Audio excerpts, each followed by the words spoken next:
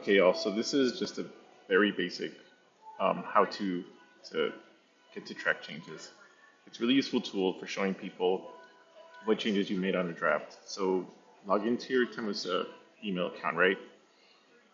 Here you can either click here and go immediately to Word, right?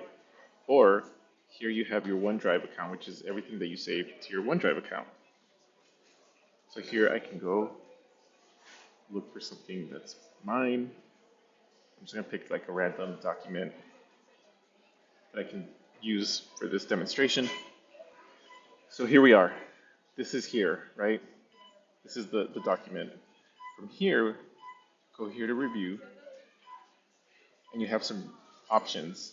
If you use the spelling and grammar checker, it automatically will trace it for you, but if you want to do a formal one, you can click on it and it'll show you, things that you could be changing or not changing.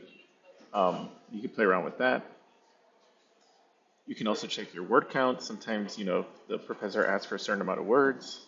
There's 193 words.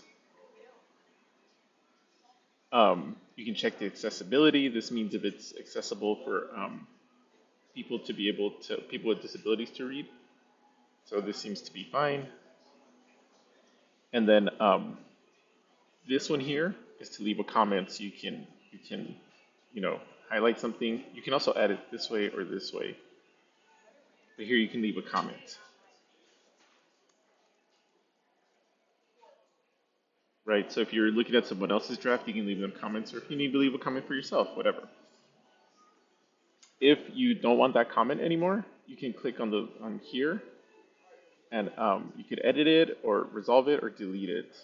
Resolve means that you did whatever the suggestion was. Delete means you don't want to think about that anymore. So there. Um, Now the next thing you can do is track changes here. This is where you want to go.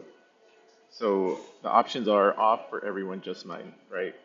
Because you're doing this for yourself, it doesn't matter which one you click on. If you had someone collaborating or looking at a draft, you click on for everyone, and then it'll track all the changes. And what it does is any change you make to the draft, it's going to show you that it did that. So if I erase this, for example,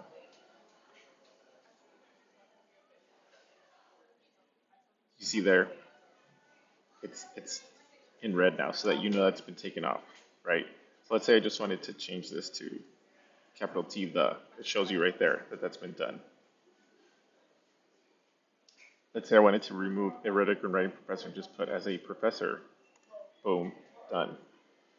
Let's say I did want to add more details. Click here. So this gives the reader or yourself just a visual of all the changes that have been made. And this can be really useful when you want to show a professor like what changes you decided to make, what you were editing, all of that stuff. And so it's a handy little tool. Now, if you wanted to get rid of the comment, again, you can click here. Let's say I resolve this, and it'll do that, but it keeps this highlighted to say something here was worked on. And then when you're done, and you don't want to see that anymore, you can just turn it off. And it'll stop tracking changes. So if I erase this, for example, see it doesn't show it anymore. Then it's done. But it still will show the previous changes that were made. So this is pretty much a really basic way to do this. Hopefully it'll be useful to you, not just in this class, but beyond that. But after using it a couple times, it's pretty easy to do, and it's a handy little useful tool.